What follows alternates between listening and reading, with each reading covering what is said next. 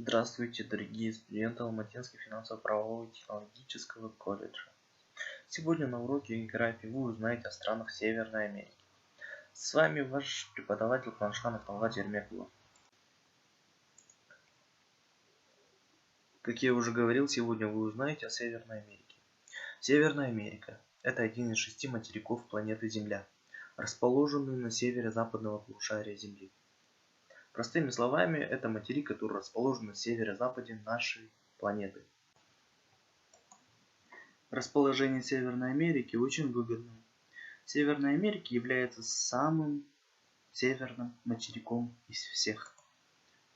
Площадь Северной Америки без островов 20 миллионов 360 тысяч километров квадратных. С островами 24 миллиона 365 тысяч километров квадратных. Население Северной Америки составляет более 500 миллионов человек, что составляет 7% от населения мира. Говоря о населении, 79% населения Северной Америки состоит из переселенцев из Европы, которые осваивали эти земли в колониальные времена.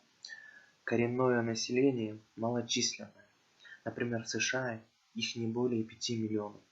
Это около 2% населения страны.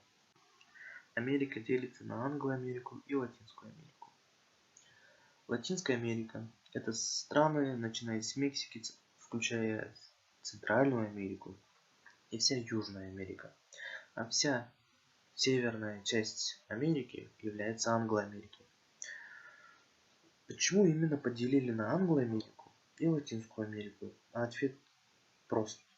Дело в том, что до середины 19 века в Северной Америке преобладали выходцы из Англии и Голландии. Языком общения, конечно, стал английский язык. Из-за этого этот регион начали называть Англоамерикой. А в Южной Америке выходцы из Испании и Португалии. Дорогие ученики, здесь вы можете графические формы увидеть, как образовались современные страны Северной Америки. Наверное, вы уже поняли, что синим цветом отображаются Соединенные Штаты Америки. Изначально Соединенные Штаты Америки независимость получили только восточная часть. После этого они потихоньку начали увеличивать свои границы. Давайте просто рассмотрим эту информативную графику.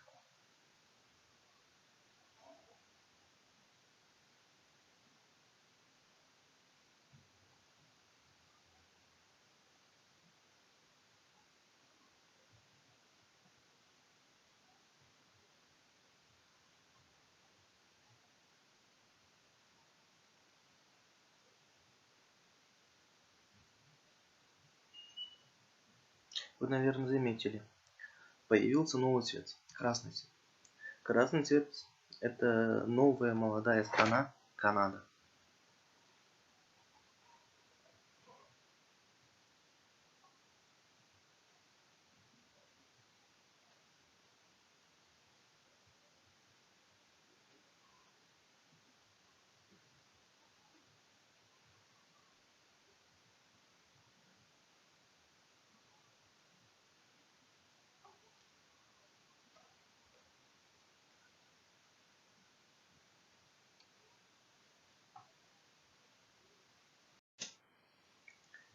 На этой карте вы можете увидеть современные страны Северной Америки.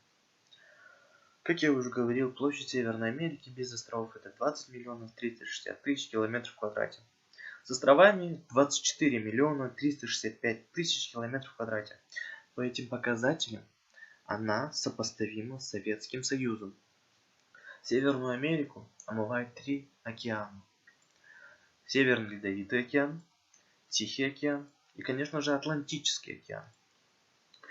В Северной Америке расположено 23 государства и 23 зависимых территории. Одними из гигантами Северной Америки считаются Канада и Соединенные Штаты Америки, которые являются не просто большими странами, а высокоразвитыми странами, которые входят в большую семерку. Как я уже говорил вам, около 80% Население состоит из переселенцев из других стран. Как вы видите, большой приток мигрантов из стран Европы, большой процент из которых это трудоспособное население. То есть люди образованные и грамотные. Начиная с 1790 года до 1994 года в страну прибыло 64 миллиона человек. На этом графике вы можете увидеть, как начиная с 1790 года, заканчивая 2010 годом, население США росло вверх. То есть население США просто увеличивалось. В 1790 году их население было всего лишь 3,9 миллиона человек, а в 1915 году уже 100 миллионов людей, а в 1967 году более 200 миллионов людей. А по последним данным за 2019 год население США было примерно 328 миллионов людей. Население США очень разноплановое по этническому и национальному признаку. Поэтому США можно достаточно обоснованно называть нацией иммигрантов, то есть нацией, которая переселилась из других стран.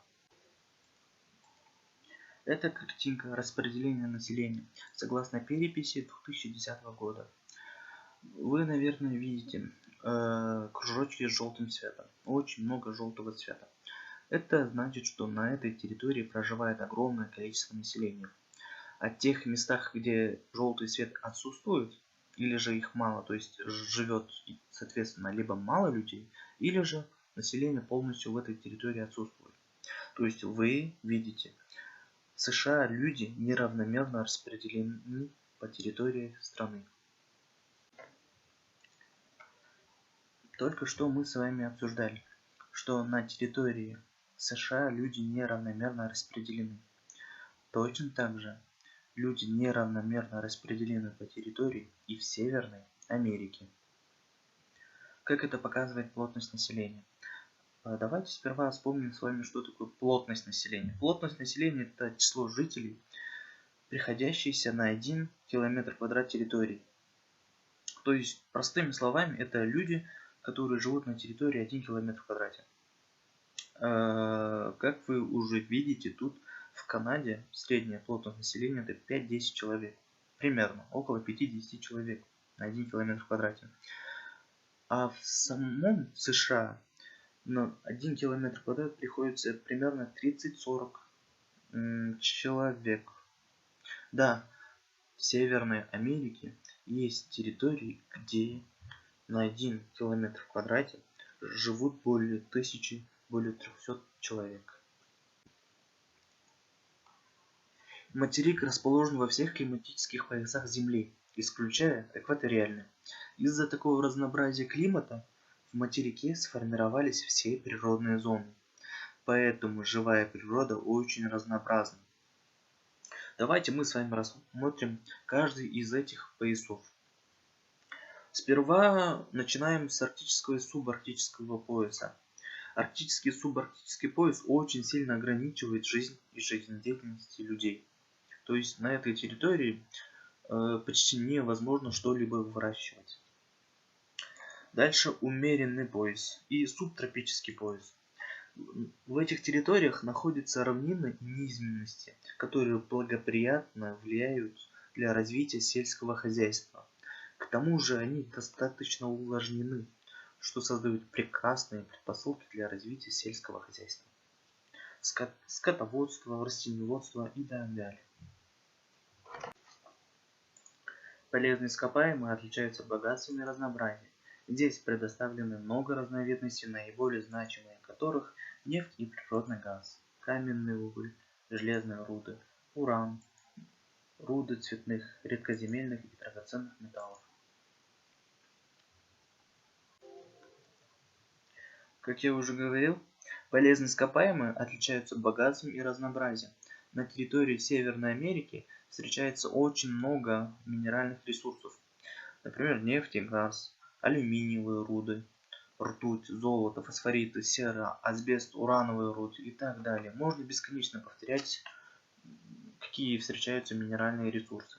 Конечно же, полезные ископаемые не гарантируют развитие региона или же страны, но в совокупности всех факторов, о которых мы говорили, Северная Америка, в частности Канада и США, стали развитыми государствами. И, наконец, домашнее задание. Заполните таблицу, используя информацию из интернета. Характеристика отраслей промышленности США. Ведущие отрасли промышленности, вы просто пишите какую-то промышленность. Угольная промышленность, например, нефтегазовая промышленность и так далее.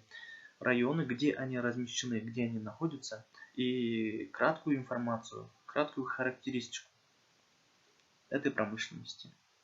Урок закончился. До свидания, дорогие ученики. До скорой встречи.